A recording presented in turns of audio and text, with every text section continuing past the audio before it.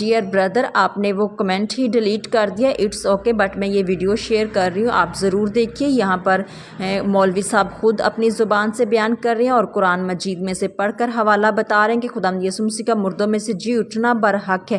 آئیے ہم سنتے ہیں۔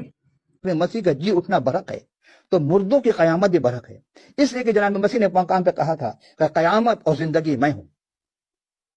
اب کیا مطلب؟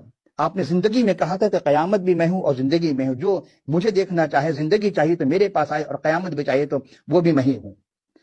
نمونہ ہے کہ زندہ شہادت ہے۔ دیکھیے کتنی خوبصورت بات ہے کہ قرآن شریف میں کہ مسیح کے جی اٹھنے کی پیش کرتا ہے کہ منکرین نے قیامت کے لب پر، ان کے ہونٹوں پر، زبان پر مہر لگا دی۔ کس طرح؟ غرض دنیا میں صرف ایک ہی مثال ہے کہ کوئی مردوں میں جی اٹھا ہے؟ نہیں، سوائے ایک کے۔ اچھا، اور جی اٹھا ہے موت اور قبر پر اس نے فتح پائی ہو، ایک ہی ہستی۔ اب چونکہ ہم موت پر یقین نہیں کریں لیکن اس کے سماوی پر یقین کر رہے ہیں کہ ہاں ٹھیک ہے، متوفی کا بھی یقین نہیں کر رہے ہیں، تو جو قرآن کی کسی آیت کو اگر انکار کر دے گویا اس نے پورے قرآن کا انکار کر دیا۔ اس توحید و رسالت کا جو ماننے والا ہے بظاہر اس نے سب کا انکار کر دیا۔ یہی بات آپ کی خدمت میں پیش کرنا۔ اور اب دیکھیں غرض ہے کہ کیا کہ کوئی مردوں میں جی اٹھا؟ نہیں، سوائے ایک کے، جناب مسیح کے۔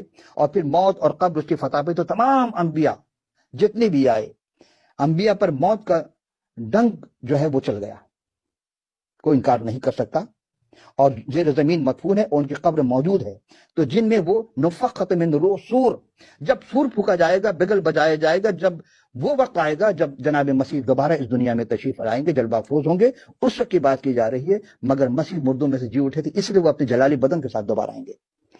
تو آیت کیا تھی؟ ہم نے کیا پڑھی تھی کہ سلام ہو مجھ پر جس دن میں پیدا ہوا اور جس دن میں مروں گا، اور جس دن جی اٹھوں گا، انہیں اٹھ کر جی کر۔ اب دوبارہ ہم چلتے ہیں سورہ مریم کی آیت میں 55 کی طرف، ذرا ایک نظر ڈالتے ہیں کہ آخر اس میں کیا ایسی بات تھی۔ 55 نمبر آیت میں دوبارہ ہم غور کرتے ہیں، اس میں کیا کہا؟ اِنَّا مُتَوَفِّكَ وَإِلَىٰ مُطَهِّرِكَ اِنَّا مُتَوَفِّكَ وَرَافِعُكَ، میں تجھے وفات دوں گا اور تجھے اٹھا لوں گا۔ اِلَىٰ مُتَوَرِّكَ متحرکہ من الذین کفروا، اور جو کفر کریں گے، جو انکار کریں گے تو اس چیز سے ہم تجھے الگ کر دیں گے۔ وَجَعَلَ الَّذِينَ اتَّبَعُوكَ فَوْقَ الَّذِينَ كَفَرُوا، اور جو لوگ تیری اتباع کریں گے، یعنی جو مسیح کی اتباع کریں گے، اس سب پر ان کو فضیلت ہوگی، سب پر وہ حاوی ہوں جائیں گے۔ اِلَى یوم القیامہ، قیامت تک۔ اب آپ غور کریں، آج اس زمانے میں سب سے بڑے مذہبی اگر ماننے والے ہیں کسی نبی کے تو کون لوگ ہیں؟ یہ آپ خود ریسرچ کر سکتے ہیں کہ مسیح کے ماننے والے پوری دنیا میں سب سے زیادہ ہیں۔ اور پھر اس کے بعد ثم الی مرجعک فاحکم بینکم فیما کنتم فیہ تختلفون، یہ جو تم جو آپس میں اختلاف کرتے ہو اس کو چھوڑ دو۔ یعنی جس طرح مسیح مردوں میں سے جی اٹھنے والے صرف وہی ہیں، اور اسی طرح آسمان پر جانے والے بھی وہی ہیں۔ اچھا، یہاں ہم ایک چیز آپ کی خدمت میں پیش کرتے ہیں، روکتے ہیں یہاں پر، کہ جو بھی آیا دنیا میں باقی تمام پیوند خاک ہو گئے، مگر وہ زندہ ہیں اور ابد تک زندہ رہیں گے۔